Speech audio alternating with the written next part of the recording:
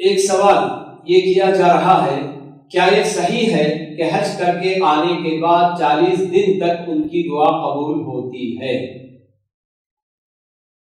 تو کیا مطلب، یعنی کہ 40 دن کے بعد اگر وہ دعا کریں گے تو ان کی دعا قبول نہیں ہوگی؟ حج ایک ایسی عبادت ہے کہ جسے ادا کرنے کے بعد آدمی کے اندر اتنا بدلاؤ آ جانا چاہیے اور اتنا تغیر آ جانا چاہیے کہ جس کی وجہ سے حدیث کے اندر اتنی بڑی بشارت دی گئی کہ الحج المبرور لیس لہ جزاء الا الجنہ، کہ کسی بندے کو اگر حج مبرور نصیب ہو گیا،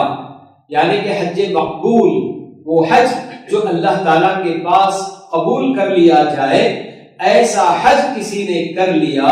تو پھر اس کا آخری ٹھکانہ، اس کا ٹھکانہ جنت ہے، یہ جو بتایا گیا۔ اس کا بدلہ اگر کوئی ہے تو وہ صرف جنت ہے۔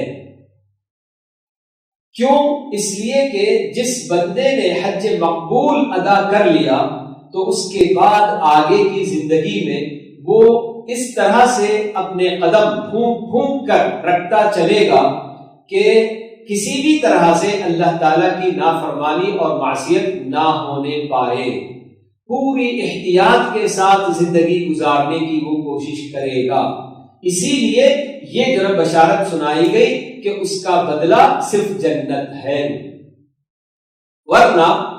یہ کوئی بعید نہیں کہ آدمی کب حج کرتا ہے، ہو سکتا ہے کہ 30 سال 35 سال میں حج کرے اور پھر اس کے بعد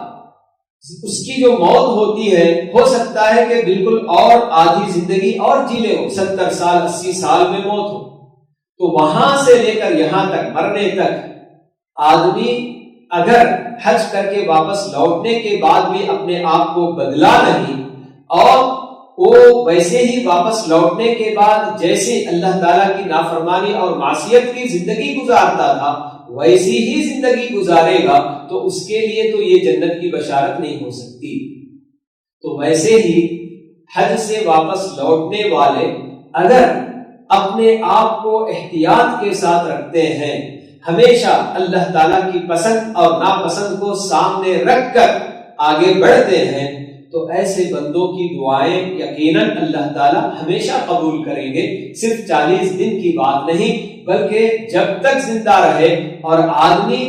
برابر اس کا خاص اہتمام کرتے ہوئے کہ اللہ تعالیٰ کی اطاعت ہو اور اللہ تعالیٰ کی معصیت بالکل نہ ہو، تو ایسی صورت میں اللہ تعالیٰ یقیناً ان کی دعائیں زندگی بھر کے لیے قبول کریں گے ہی۔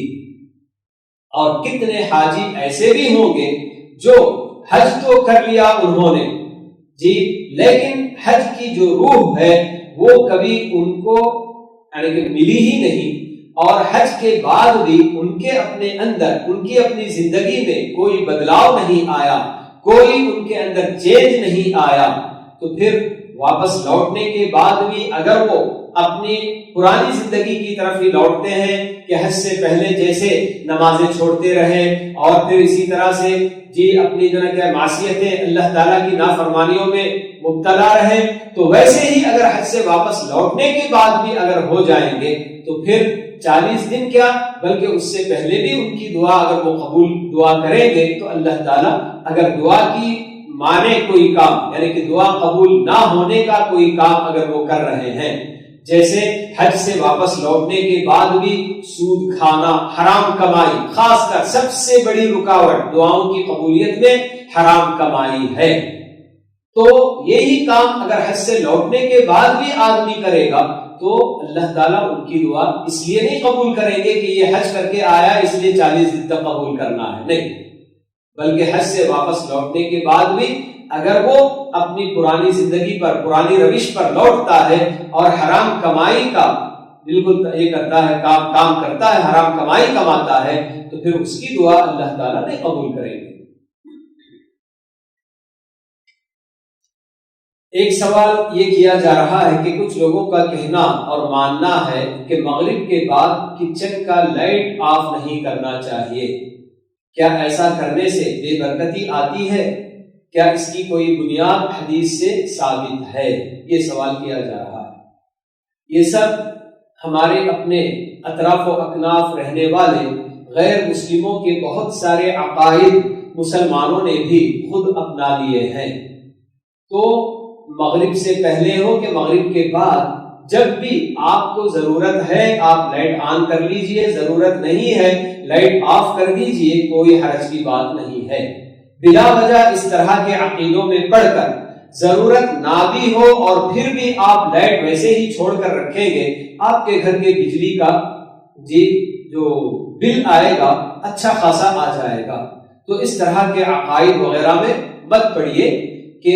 مغرب کے بعد کچن کا لائٹ آف نہیں کرنا، یہ سب چیزیں بیکار کی باتیں ہیں، شریعت میں اس طرح کی باتوں کے لیے کوئی گنجائش ہی نہیں ہے۔ پھر ایک سوال یہ کیا جا رہا ہے، کیا روغ